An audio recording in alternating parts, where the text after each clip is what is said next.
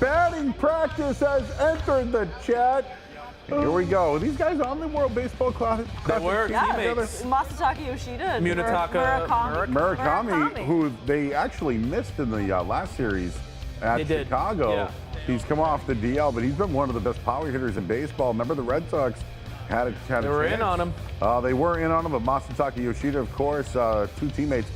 If you remember the World Baseball Classic, Yoshida was the big power hitter. Yes. Yeah, right? He was leading the way. The Red Sox were. Every guy on the Red Sox had like 5 it doesn't matter what team they were on. They were the power hitter. It's really come around, but it's batting practice has entered the chat. We have a great view of the guys that are down on the field, so shout out to our crew that's out there. We got a little nice shot of those two players out there. We saw Caleb Durbin. One thing I wanted to mention regarding batting practice, guys, you said Jake was behind the plate, Jake Rogers. He was throwing balls down to third to IKF, right? Yeah. When we saw Adley Rauschman working out, the shortstop was Trevor Story. Yeah. Yesterday, this is the White Sox. I don't know who's in the box. Chase Mydroff. A former Red Sox Red Sox farm hit. Part of that Garrett Crochet trade. That's right. But yesterday it was Meade and Story beating each other like a double, because they'd be the projected. That's the one, that's a team right there. I just wanted to mention that. Like, Crochet talked about not being a part of it, and it's really eating at him. We know that Roman is starting to swing in Florida. At least that's what we think he is. But look at these guys rehabbing back at Fenway. Yeah. Like, they're the stay ready crew now. Yeah. Right? They're the guys that might not actually deserve a chance right now. Right. So, like, IKF even said he's ready to go, but doesn't want to come back and interrupt anything. So he's probably the next man up if they lose a utility guy. And I don't know, when you look at it, is Trevor Story going to start to get rehab stints? Wasn't that? Yeah, I mean, according to reports, next week is looking like Adley Rutschman. Either by the end of this week or early next week, he'll have his rehab assignment. Trevor Story wants to have one by the end of August. Obviously, there's some boxes that need to be checked for him, but those are two names. We've already heard that Roman Anthony is swinging overhand, so he's as close as you can be to getting set up for a rehab assignment. So that's 3 guys, and then you mentioned Curtis Meade, who we know when he's back healthy, they're going to want him in the lineup. Think about replacing half of your lineup for the playoffs.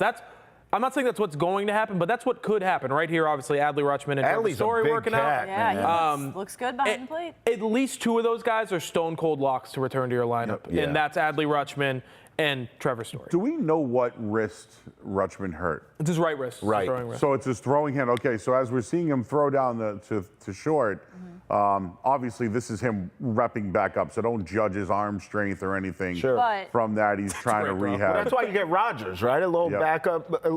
He's actually here, so if anything happens to Connor Wong until Rutschman comes back, Adley can DH. You got Jake Rogers. Right? If Adley Rutschman is throwing like this right now, he's going to be back in no time. Yeah. It looks strong. The most recent report we got was while we were in the commercial break, and it's that Rutschman had everything go right in the last workout that he had with the Red Sox. They expect him to have a rehab assignment this or next week. The only thing they're waiting on is they have to go back because the start of his rehab wasn't here with the Red Sox. They have to go look over all those scans, look at how it's progressed, and then they'll make a decision. A couple of other notes that have happened as the show has progressed in regards to the lineup. Wilson Contreras not in the lineup tonight. Sick? Still sick, but they do not believe it is related to his concussion. Good. So that's good. But I mean, the timetable for that is positive because then he'd be out for an extended time, I would think, if it was concussion related. So probably I think baseball's concussion protocol is 10 days if you re-enter. Which it should be. You should be serious about this, but would be a problem if Wilson Contreras was not in the lineup for that time. Speaking of the lineup, there were some changes to the initial lineup that was put out by the Red Sox. They just switched a couple things. You've got Sogard at first, leading off, Rafaela in center, Willie Abreu in right field, Caleb Durbin at third, Yoshida, who we just saw, is your DH, Monasterio, who we also just saw, is at short, Jaron Duran in left field, Anthony Siegler at second base, Connor Wong is the catcher tonight for Ranger Suarez, who is starting. Originally, they had flipped Monasterio and Duran, but those have been flipped back now, so that is your lineup this evening. I can dig that lineup, and with Contreras out, the way these bats have been on fire for this team, I'm not as concerned as if the bats were not on fire. Correct. Right, yeah, I mean, they've just been backfilling. Yeah, No matter essentially. who's out, they've thrown somebody in there and they've gotten the job done. I do think it's interesting tonight. You're going to see on the other side wholesale changes. I believe they changed 4 guys in the White Sox lineup, trying to get something going just because they haven't been able to the last couple nights. Ranger Suarez, in his last 2 outings coming off the injured list, 4 2/3 and 4 innings. You need him to go longer as the season progresses. You got to save on the back end with Peyton Tolley and Jake Bennett. I would expect them to try to get him 6, maybe 7 innings tonight. I think Push the limits. one key thing about last night I thought was that they didn't have to use Chapman. Getting that 4th run in the 8th inning. Earlier we talked about they've been so good early in games, but the innings that have mattered, 1, 3, 5, 8, they've been coming through. And by the way, Giovanni Moran pitched that game on July 4th when they were 10 games down. Last night got the 9th inning. 3 straight strikeouts, but that last loss that they had, he was hung out to dry. That's right. I think it was was that a Bayo game or somewhere in there? I think that was Bayo's last opener long relief he was thing. the opener. So I just thought it was kind of fitting that he was the guy that got left hung out to dry. But last night got the 3 strikeouts. It's funny in how 15 quickly pitches. things can change. He's become one of their more reliable relief pitchers. Pretty much everybody out there has been reliable, but Ryan Watson got DFA'd over Moran. You thought a week and a half, Does 2 he weeks go ago back would have to been the Moran. team that he got Rule 5 from? They now, offer or? him up. If the Giants don't want him, he will be subject to waivers, and then if he clears waivers, the Red Sox can re-sign him to a minor league deal. Quick thing before we go to break, because I thought Keegan was preaching about Suarez going deep into this game, getting to the bullpen, getting to Chappie, and getting a win here. Ranger Suarez to record a win tonight. If I could interest you in that, Keegan, plus 180. If you can get him deep, that's what I mean. If you can get him deep into the game, that's not a bad bet. You only need 5. That's also good. If you were going to take Red Sox money line tonight, that's minus 180, which isn't the value of Ranger Suarez, which also would indicate that the Red Sox won, so you could just take that anyway. Get better value there, and you would imagine, like Joe's mentioned numerous times, when they win games, they score early. You score in the first, the second inning, you get up, you hold that lead. So if you think the Red Sox are going to win tonight, I don't hate that bet. I don't hate that bet. Did you see the Uncrustables? Yes. Oh, yeah, he was munching. That is spreading. So we're confirming that it's uncrustable. Well, we don't know. No, it's uncrustable. Oh, it is So confirmed? Ranger Suarez is, if any of us on the set were a starting pitcher, feet up, I'm eating. Chilling. Not even paying attention. That's What's going on? Chilling. I'm just eating my Uncrustables. The way the Uncrustables are spreading throughout the dugout is how I hope the Wilson Contreras illness does not spread. Would you not want to do this at Fenway Park? Right, exactly. You had Ranger Suarez eating them. You had Sadon eating them. Duran is now into it, and now everyone's eating the Uncrustables. I wonder what flavor. I think it Grapefruit, looks to be strawberry. like a strawberry. Yeah. I'm a strawberry. Strawberry's We a need to jam. confirm if someone could confirm down there. Rob It is. Bradford, Cotillo, It is. or someone. Strawberry's a jam, huh? I will tell you this: if they're up 5-0 in the 3rd inning tonight, you might see me eating an Uncrustable with my feet up. We should have them on here. We should have them Oh my! sandwiches. Hey, Uncrustables! Sponsor Come, us. Watertown. Oh, Frozen, cold, or zap them for like 20. Cold. I kind of decide because I could do frozen or cold, or I could do it anyway. I go you always. just give it to me, baby, and I'm gonna eat it. Hey, José David Flores. You guys know who he is? Yes. We're gonna find out on the other side as Lou Merloni hangs out with the bench coach of the Red Sox. His batting practice has entered the chat. That's Tyron Guerrero.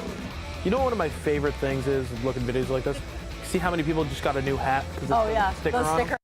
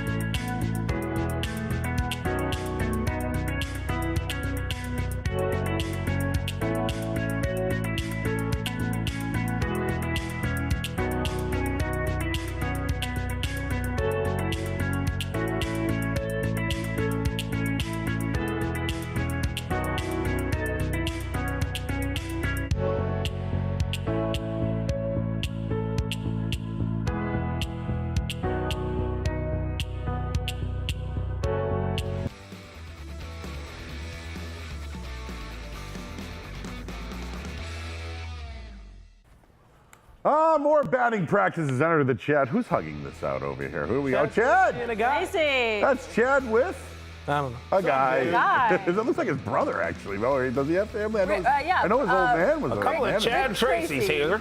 Hey, well, Tom Tracy. Just a couple of Chads out there, Travis. Well, JDF. We're talking to somebody. JDF is what they call him. And this is our guy, Lou Merloni. We guys know Lou, right? We know him. He's one of our favorites. JDF, Lou Merloni, with bench coach José David Flores here right now. All right, here with Red Sox bench coach José David Flores. And Flo, I can't keep track. So it's 30-5, 25-3, and now it's 7 straight. Can you put into words what happened? How's this happening? About the turnaround? You tell me. Besides incredible, obviously, I believe the team found their identity. Obviously, the Red Sox of the past were used to hitting a ton of homers and this and that, and we've created a really good identity, and the guys know their roles. We're running the bases really good. Obviously, since day one, we've been able to pitch and catch the ball, and I think these guys now, they know their roles. You know, we got some guys that obviously can hit the ball out of the ballpark, but at the same time, we're running the bases really good. If we have to bunt, we're bunting, moving runners around, and that creates a lot of havoc, you know, for the other teams. And we've seen, you know, the results of it in a lot of W's, and that's, you know, fun to watch. I don't think I've ever seen anything like it. I really haven't. I don't think I'm ever going to see anything like what's happening here right now. But I want to turn the clock back a little bit. Mid-April, everyone's world got kind of turned upside down. Alex Cora gets dismissed along with 6 other coaches. You stay on as the bench coach. Take me through the next 2, 3, 4 weeks. What was probably the most challenging thing for you, this staff? Well, obviously for me, really tough. You know, I got a lot of friends over there that got let go, including AC, obviously, Ramon and the other guys. I believe that it was as much of a process for Trace and the staff coming in as for me. Obviously, knowing that that I've worked with Trace, you know, for the past couple of years in Worcester, made things a little bit easier and smoother. But at the same time, I had a responsibility with the Red Sox, and I think players, you know, obviously those first couple of weeks gravitated towards me because I was the only one, you know, here in the staff from the guys that got let go. Obviously the pitching guys remain untouched, but obviously I saw it as a big responsibility. I needed to give Trace, you know, a feedback on everything that was going on and what I thought could improve to get things going in the right direction, and slowly but surely we're taking this ship where we thought that it could be since day one. That relationship with Tracy, I think, probably helped a lot probably in the transition. I'm sure he did, as you said, leaned on you with a lot of stuff that you've been seeing going on. But talk about that relationship with Tracy, because you were with him for what, 3 years? Yes, 3 years. Fun process. Obviously, we both interviewed for the managerial job in Worcester back in 21. Yeah. He ended up getting the job. Abe's, Brian Abraham, our farm director, gave me a call and told me, hey, a great process during the interview. We really love what you guys brought to the table, but you know, we're gonna go with Trace, and we would love to offer you the bench coach job, you know, if you don't mind. I said, I think you guys made the right direction, you know, because this guy has got, you know, a track of being a field coordinator in the past, managed through the minor leagues. His dad obviously managing the big leagues, and when I got a chance to talk to him, I had no doubt in my mind that they made the right direction, the right decision. Obviously, coming into Worcester, a lot of communication. I believe that all the knowledge that I've had in previous experiences as a coach in the big leagues and obviously as a coordinator helped him as well. And the communication we had and the trust that we have in each other, it's incredible. I have no hesitation whatsoever in telling him when I think there's something that needs to be done, and he trusts what I tell him. And if he agrees, we go at it. If he doesn't, we talk about it. And if I feel that his point is better than mine, we go with it. So it's a really good relationship. No and egos. the same type communication goes during the games. I'm pretty sure you guys have seen that we're in constant dialogue, and I think that's extremely important in order for us to keep this thing going. So you go from first base coach, infield coach, right, working with the infielders. Now you're the bench coach. So take me through the day of a bench coach, okay? You're in the car. Yeah. Maybe it starts before that, but on your way to the park, what time do you get there? What's that drive like? Actually, I think my work starts at home, and I feel sorry for my lady when she's in town because, I have to sit down and do some homework. Obviously, we got guys that got, called to a duty during the big league, season that haven't had the experience on coaching, at the bases. Like, for example, Pablo. So I try to do my best to help him out and to put him in the best position to provide the players, good information so they can succeed when they're running the bases and so forth. And so obviously I have to do all that thing while I'm at home so I can be fully focused on that part of my job, because when I get here, obviously we got meetings, we got advanced meetings. I'm in charge in running, those type of informations to the players. We talk a lot about pre-game plan with Bales, with Trace, with Holty, how we're going to run, our pitching that given day, and obviously the plan of attack to the pitcher that day with the hitting department. So I'm involved in pretty much everything, but at the same time, I have a lot of fun doing it. It's not like I have my hands full. I do have my hands full, but I have a lot of fun doing it. And when I see the results on the field and the guys having as much fun as they're having, to me, and I'm sure to the entire staff, is absolutely gratifying. What time do you get here?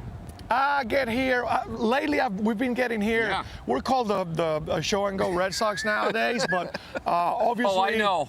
Obviously, that being said, I use that time, that spare time, that since I don't have to be here so early, to work at home, and obviously I get a hell of a lot more done just by being at home and doing something on my own. And when I get here, we just go about it. Like, obviously I still have my infield duties, responsibilities. Got to work with the infielders, make sure that their legs are okay and that they need a breather every now and then. I take care of that and do the scheduling. And I get a lot of help from Charlie and the entire staff, but it's just fun. So within the Having a game, blast. fourth, fifth inning, you're hoping your job is just to watch a ball game at that point, I'm guessing. But then you have to look ahead, right? Pitch Yes, hit, definitely. Everything else, bullpen stuff. You're in that ear of Chad Tracy throughout that game talking. Yeah, we try to stay ahead at least an inning or two. Obviously, at times things don't go like we always plan, but the majority of the time, if you do have a plan A and a possible plan B in case things don't go the way you expected, then I think the game takes you a little bit easier on that matter. And to that aspect, I think communication prior to the game is extremely important, because if we have a plan A and a plan B, depending on how things go, occasionally you have to have a plan C. Not always, but there are times that you have to have it. But if you prepare for it, you feel like you're making the right decision in the end. So when I was in Cleveland, Eric Wedge was the manager. Buddy Bell was the bench coach. And there was some kind of move late in the game, didn't work out, whether it was reliever, hit and run, whatever it was. Buddy sits down with me and says, "This is the beauty of being a bench coach." Right? I'm telling the manager what I think he should do. We do it, it doesn't work. He has to go address it to the media. I can go in the clubhouse and have a beer. Oh, that's great, yeah. Obviously, Trace has to handle the media. Yeah. I don't have to worry about any one of those guys. He doesn't have to say, Flo was the one that told me to do it. And I can go and have a drink after the games, obviously a little bit before he does, but nowadays it's been really fun. And I think as a staff, we've created, a chemistry that the players are seeing it and they're feeding from it.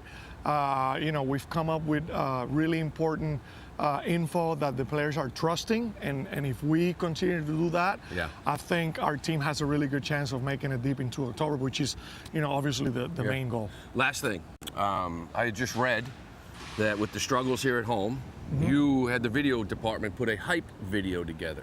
Maybe some of the new guys, maybe some of the guys that were here last year, to remind them what this place can be like. Yes. Tell people what that was about. Well, obviously, me being a part of the staff last year and having the run that we had throughout the course of the season, all the way to clinching a playoff spot late in the almost in the last series, I believe it was, on the previous series. We got to see, and I got to experiment and to live how awesome Fenway fans can be. Obviously, they're the fans. They want to see a good show. And there was some point during the course of early in the season that we were not giving the fans the show that they deserved. And that being said, they have all the right in the world to chant whatever they want to chant. Sell the team, we suck, this and that. But in the end, it's up to us to turn that around. Obviously, we have guys that did not experience that last year. We did have some guys here that went through that, like Trevor, JD, Rafaela, Willier. And it was my job, I felt at the time, to make those guys realize that fans have all the right in the world to be upset because we're not playing good baseball. What can I do as a coach and as a bench coach to help trace the staff and put these players in a position where they can see what it's like to win here in Fenway? Yeah. And to turn things around, because we went through that last year. So you showed videos of So we clutch showed hits. clips, obviously, of walk-offs. I mean, I'm talking to you and I'm getting goosebumps. Rafa, prior to the All-Star break, that walk-off with, Homer. And then all the moments that we have last year that I remember Fenway getting absolutely chaotic. And we put that together and players saw it. They were like, oh my God, this really gets this loud, because we had obviously audio all the way to the max, so they could experience that. And then after that, we had Trevor talk about his experience, first time playoff here, Willier, Rafa, JD. Yeah. And to be honest with you, guys got sentimental because it was a great experience what we lived last year during the course of the season, and then throughout the first playoff series that we had against the Yankees. And hear the players telling that to the guys that were freshly new here, and seeing how everything started to shake their head, like in a positive way, like, oh, this is real. I think it was a wake-up call for them not to worry so much about the fans, but to worry about the things that we can control. Yeah. What can we control? Running hard from home to first to third on a single, listen to a scouting report, shrink the zone, attacking the zone on the mound, catching the ball, making the plays and hitting the cutoff. You can control all those things. And if we take care of those things, the game is going to award you. And I think we've seen that. Fenway's alive now. It is, and it's extremely fun to watch. I told Trace, I said, wait until we get back after that, road trip that we had, that we won every game prior to the All-Star break. I told him, I said, wait until we get to Fenway after the break, and you will see what it's like to be in good spirits with the fans here in Fenway, because it's been a blast. It's been fun. Well, good luck. Keep this thing going. Appreciate the time. I appreciate it, Lou. All right, Flo. Always my pleasure. You got it, man. You got it. Well, thanks to our buddy JDF, José David Flores. Look at the hacky sack. Wow. That ain't gonna help you win. I don't like this. I like this actually, but they should be a little bit more concerned about the game tonight. There you go. That They ain't are gonna help you going win. to lose. If you're facing a team that is not, they're doing what that hasn't been done since. That's right. Well, I would be playing hacky sack. Yeah, hacky sack your butt back to the shy. Bunch of bums out there. A Chicago group of guys playing hacky sack This is is- not tough to me. Joe is disgusting. Feels like a White Sox Look at loss. his I feel like they're outside a Southie bar right now. Yeah, this is not going to be difficult tonight. I don't Joe is disgusting. Yeah, these guys are real interested in the game tonight. They're like, we're going to get mowed down by Mr. Uncrustable. Hey, we got more Red Sox batting practice and final thoughts next.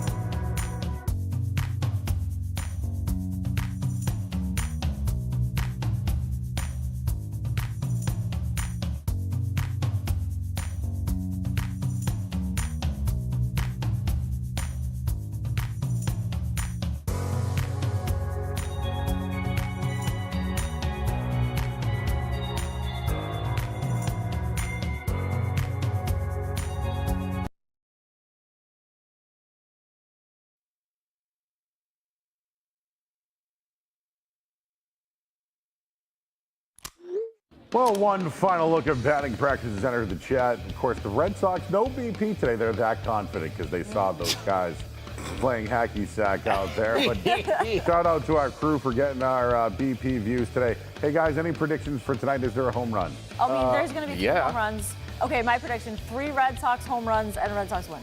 5-2, Ranger gets the win. I don't know. I got nothing. Great, thanks, Keegan. I think they win 8 in a row. The jet. And Uncrustables for everybody. That's it, guys. Yum. Hey, shout out to our crew back there, Brendo, Toby, Ooh, and that's Greg as beautiful. well. Thanks, Tom. Keegan, Travis, Lucy, I'm Joe. Hey, TC, JP, and Brooksy. They got you next in Red Sox pregame.